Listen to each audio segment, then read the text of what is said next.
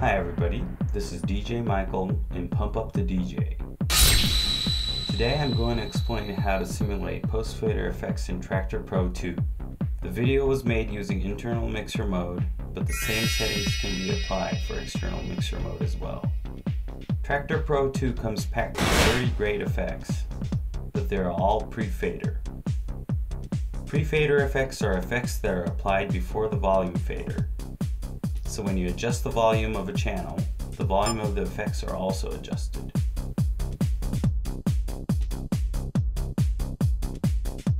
Many effects sound just the same whether they're applied pre or post fader, but for reverbs and delays, the outcomes are quite different. Here's a delay applied pre-fader. When you diminish the volume, the delayed sound also diminishes. This is a delay applied post-fader. Diminishing the volume does not affect the delayed sound. One way to accomplish this in Traktor Pro 2 is to use the gator effect. The gator, when the noise parameter is set to 0 and the mute button is activated, simply sends out silence. Thus, at full dry, it does nothing to the input, but diminishes the volume as you turn the knob towards wet. In other words, it works much like a volume fader. All you have to do is insert this gator prior to, that is, in an FX slot with a smaller number than that of the effect that you want to post-faderize. If you don't want gator to occupy an FX slot at all times, follow these steps to set up a post-fader mode button. First, select a button from your controller that you can spare. Make sure that the button you are setting up is not assigned to other functions. Then, create a new input for effect select. Make sure that the right effects unit is selected and use the learn function to let Traktor map the button.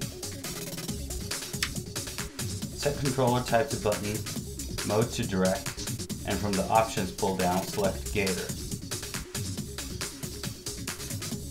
Now, by pressing the button, gator gets loaded into the effects unit you chose.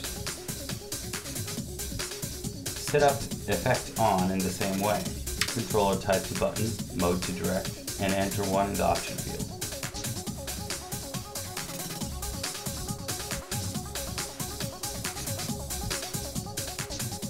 Set up mute button, which is effect button 1. Enter 1 in the option to turn the mute on.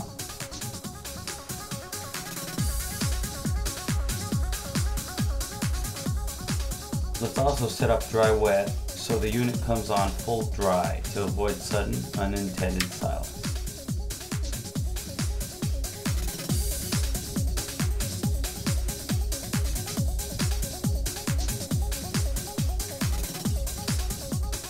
Set up effect parameter 1, which is the amount of noise, to 0.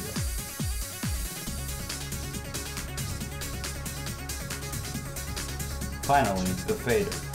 If you mix internally, you should use the regular volume fader. Create another input for dry, wet, and map it to the fader. If you mix externally, select whichever knob or fader that is available. So far, moving the fader changes both the channel volume and the dry wet. To avoid this, we use what is called a modifier. Create an input for modifier 1, map it to the same button, and select M1 and value 0 for the modifier conditions.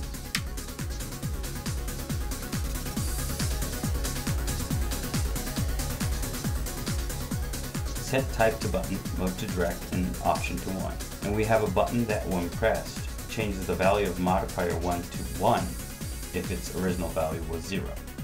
Create another input for modifier 1, but this time select M1 and value 1 in the modifier conditions, and 0 in the options field.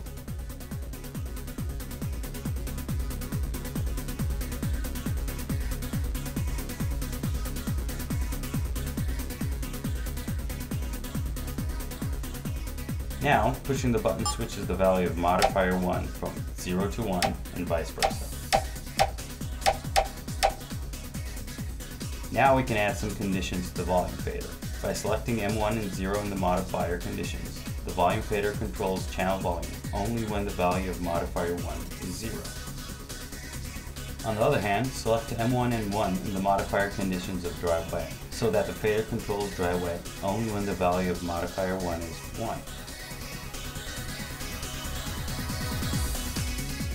If your button has a LED feedback, you should set it up so you can see the modifier state on your controller. Create a new output for modifier 1. Since this modifier only switches between 0 and 1, set the controller range to those values. The MIDI message to assign depends on your controller.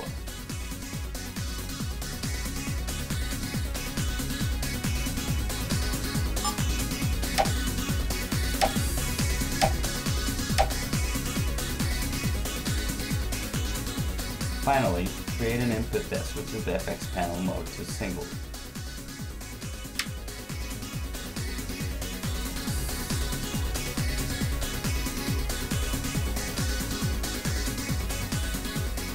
You should now have a button that activates post fader mode in single click.